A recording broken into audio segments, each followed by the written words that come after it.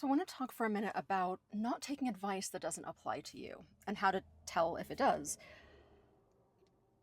But first, take a look at this landscape. This is beautiful. I am in southern Colorado on the 285, about an hour and a half south of Denver, heading towards Denver. And as I've been driving, I've been thinking about the last video that I made on the abuse of high standards and this idea that yes, high standards are excellent. Values, a strong sense of justice, high morals are those are good things, absolutely undeniably good things. And when they're applied too broadly, when they're applied indiscriminately without regard for this particular situation, this particular person, what's needed here and now, that they can have unintended painful consequences to people, that they can hurt relationships, and that the way to avoid that is to look at the relationship, not the standard. And I think there's another area in which this basic principle that I've been describing holds, and that's in broad general advice. When people give advice, especially, it's so easy in the current state of the internet nowadays to give advice as if it applies to everyone. This thing worked really well for me. This made sense. This changed my life. This principle, this mindset changed everything for me. It should work for you too. And for some people it will. For some people it will be really helpful. For others it will be the exact opposite of what they need. For others it just doesn't really make sense for them. But it's so easy to fall into this trap of this is a good principle, this is a good thing, therefore you should try it. And the two examples that I want to talk about are this phrase that's become very, very popular in the last few years: no is a complete sentence. And the opposite advice that's also often given: to say yes more, to say yes to more things. So let me talk about the no one for a minute. And I want to look at this through a relational view. So for some people, being able to say no without feeling the need to justify themselves, to explain it, to give reasons, to have like to be able to just give a flat no, that is really hard for them. They've been trained throughout their life to follow suit. They've been manipulated. They've been coerced. They've been in high control groups, or they're just your average people pleasers, or their stress response tends towards fawning. People like that have a really, really hard time saying no, sometimes at all, and sometimes saying no without explaining it, without having a good reason for it, or being able to say a good reason for it, to give the other person justification for it. And for these people, the growth edge is being able to say no, and that's the thing that they need to lean into. Developing healthier relationships involves them cultivating the ability to say no when they choose to, without explanation, without justification. And so for them, that is developing healthier relationship skills. And also in some relationships, in some dynamics, especially very unhealthy dynamics, where there's abuse, where there's manipulation, where there's coercion, those relationships, they're not used to having a flat no, and actually the ability for the victim of it to be able to say no without justification, that is moving them and moving this relationship towards a healthier relationship dynamic. Because what happens in those types of relationships is that the abuser, the manipulator, often uses explanations as fodder for their manipulative tactics, for their abusive tactics. They use the information that you're giving them in the explanation to persuade, to manipulate, to get around your objections, to push you into things that you didn't want to do, to agree to things that you don't want to agree to. So in those types of relationships, taking away the material from the abuser, taking away their ability to use that against you, that is moving towards a healthier relationship. And so it really depends on the relationship whether a flat no is appropriate, whether that, because sometimes that is actually moving towards a healthier relationship. And in other relationships where that's not going on, being able to explain why is a healthier relationship dynamic. Having, like, because giving the other person information that they don't have access to, seeing that your no isn't about them. It's not, you're not saying no to going out on this activity because you don't like them. It's because, like, the dates don't work out for you. And it's not an excuse. It's just a genuine, that's the circumstances of life. So that they don't read into it, oh, they must not like me, and it can hurt the relationship that way.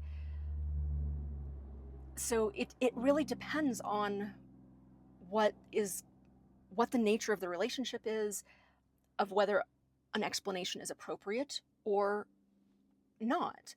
And it depends on the person who's saying the no, whether for them giving an explanation is maintaining the relationship that they want with the other person, or is that their personal growth edge to be able to say no because they need to cultivate that ability. And it doesn't have to be all or nothing. It doesn't have to be forever. It can be that as they've developed this ability, they're more able to use it selectively when it's appropriate in certain situations, but they're able to now because they've developed that ability. Going back to my last video, I gave the example of how he gave me a flat no without really any justification, and I was looking for an explanation. I was looking for a reason, because for me, I needed the relationship. But I suspect, I'm totally making an assumption here. I don't know what was going through his head. But I think that for him, it might have been the case that he was kind of following that advice of, I don't need to explain myself. A no is enough. I don't need to give a justification for this. And in that situation, because it wasn't an abusive dynamic, because we didn't have a manipulative thing going on, like, I wasn't trying to coerce him or get around something, I don't think that kind of a flat no was appropriate in that situation. I think that in that situation, an explanation, a discussion, talking to me as a person, as an individual, was more appropriate. And I didn't get that. And that's why it hurt.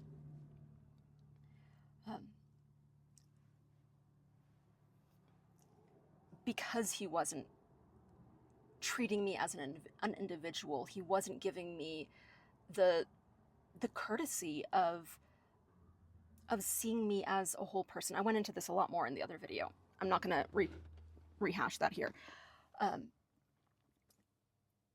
So my point at the moment is that when this kind of advice is applied blanket, no is a complete sentence, as in, it's okay to just say no, you don't have to explain. There are times when that is absolutely the best thing. And there are people for whom that's what they need. And there are people who are very comfortable saying no, and that's not a growth edge for them, and the situation doesn't necessarily warrant it.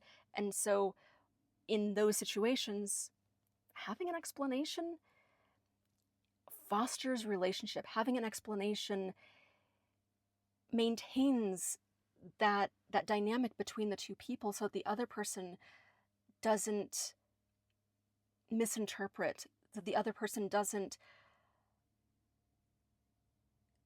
take a like assume the wrong things, just as I might be doing right now, because I have no idea what was actually going on. I think that I have good reasons to believe the things that I do, but I don't really know for sure because he didn't let me into his thought process. Okay, so enough on the no example. I want to shift to the yes example.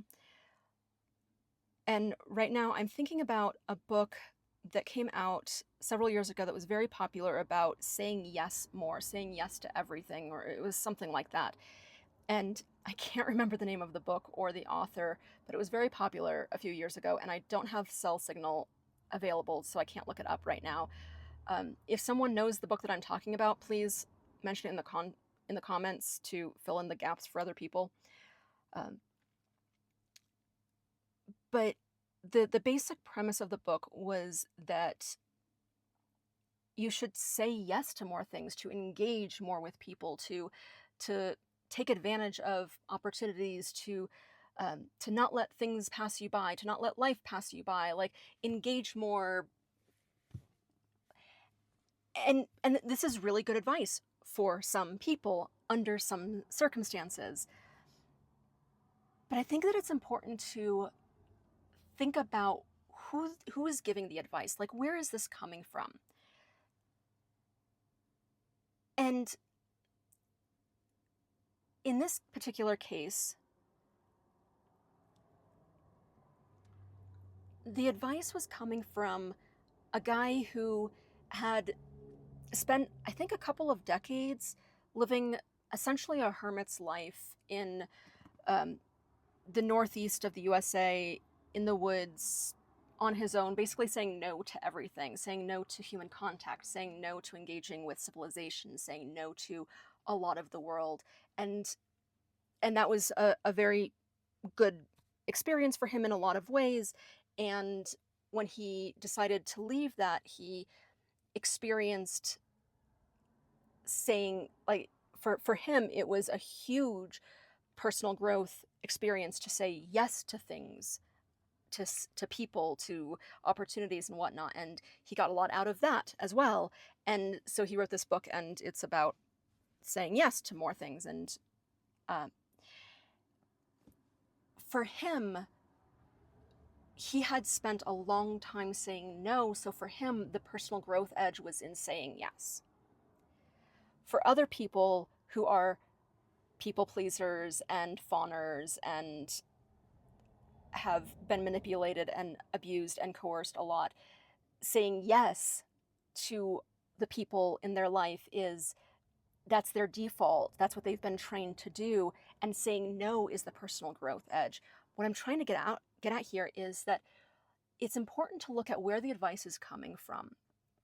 The no advice is coming from a world in which people, certain classes and certain groups of people, especially women and minorities, have for a very long time been trained actively to give in to the will and the whims of people with more power.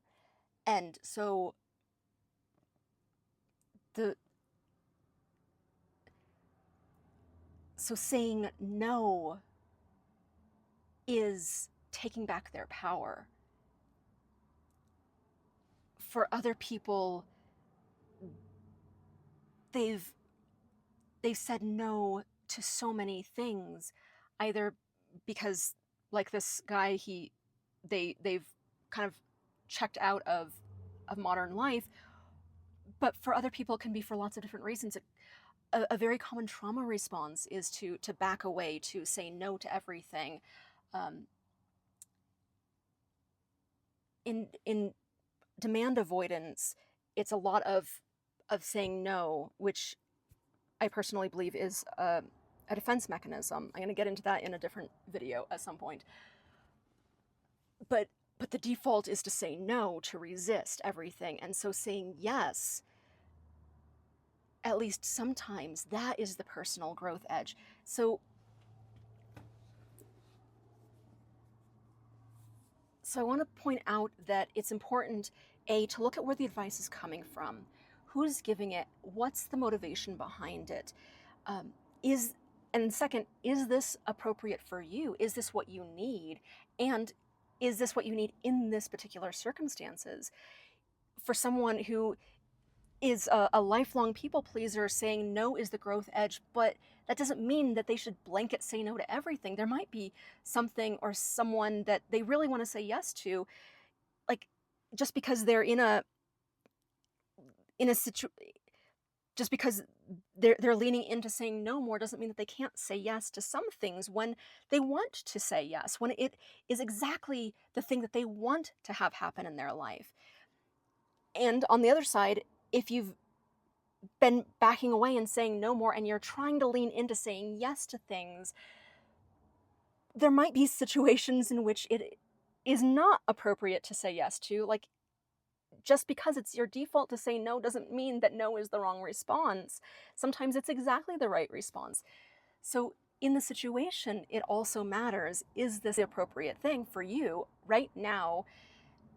And of course, this applies to more advice than just saying yes or no, but those are the two examples that I want to highlight. Is this making sense, what I'm talking about? I don't know if I'm explaining myself clearly.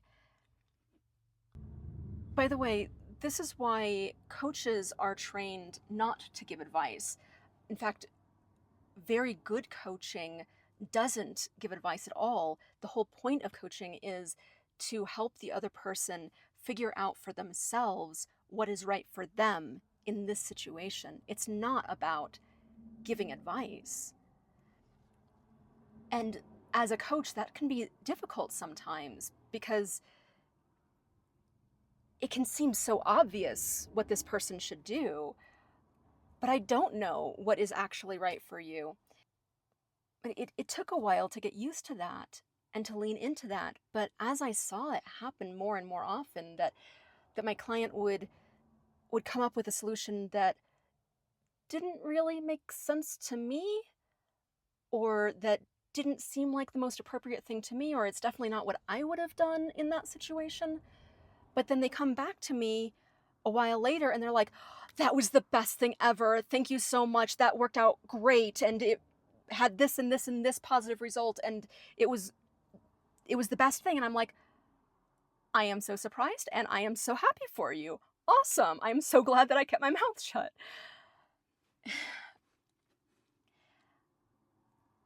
As that's happened more and more, it's become a lot easier for me to keep my mouth shut and to not give advice, to not tell them what I think, but to help them choose what's good for them. And the thing that has become very important to me is helping people get to that point where they have the ability to choose, where they have the ability to tell what is right for them, because a lot of people have been trained out of being able to make decisions for themselves. They've been trained out of trusting their own judgment. And a lot of what I do nowadays is helping people to trust their own judgment, helping people to figure out how to make decisions. Because I don't know what the right decision is, but I do know how to make decisions well. And that process is replicable. That process is important for personal autonomy. And that's what I want to foster more of. So bringing this back to the advice thing, how to tell what advice is appropriate for you comes down to those three things: is where is the advice coming from? Who's giving this and why? Like, what's their motivation, or what problem was this advice intending to solve? And is that a problem that is relevant to you?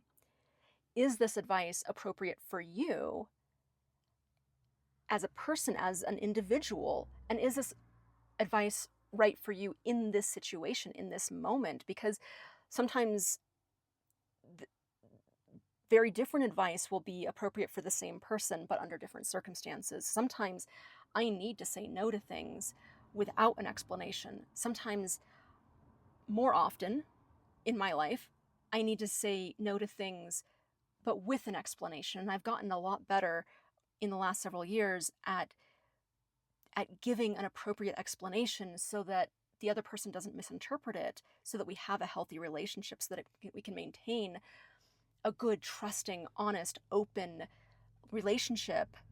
That even though this particular answer was no, that doesn't mean that I don't want to work with you. I don't want to do things with you. I don't want to be around you. It and it doesn't feel like I'm just making an excuse for something. And as that has happened over and over, I'm building trust with this person, that they know that my no means no, that it's not an excuse, and that my yes means yes. And that I'm not saying yes out of obligation or insecurity or people pleasing. Like, when I say yes to them, I really mean it. That when I offer something, it's a genuine offer. They can take me up on it and not feel guilty. It's okay, because I'm really good at that now. Uh, Not perfect, but really good at it. I've gotten a whole lot better. Anyway, so I was saying, like, sometimes for me, the right thing to do is to say no without an explanation. Sometimes the right thing to do is to say no with an explanation. And sometimes the right thing to do is to say yes. And that's all for me as the same person. And of course, that's going to be the case, because life is full of yeses and nos. It's not a blanket thing. And that's where we get into trouble sometimes with advice, is when we give advice as if it's a blanket thing that applies to a single person in all of the situations in their life, or to lots of people, or to everyone. But it doesn't actually apply to everyone, and it doesn't apply to every circumstance. Okay, I'm feeling myself starting to get a little repetitive now, so I am going to close this out. Please do enjoy the view. I hope you've been enjoying that in the background as I've been talking, and I wish you a near wonderful day.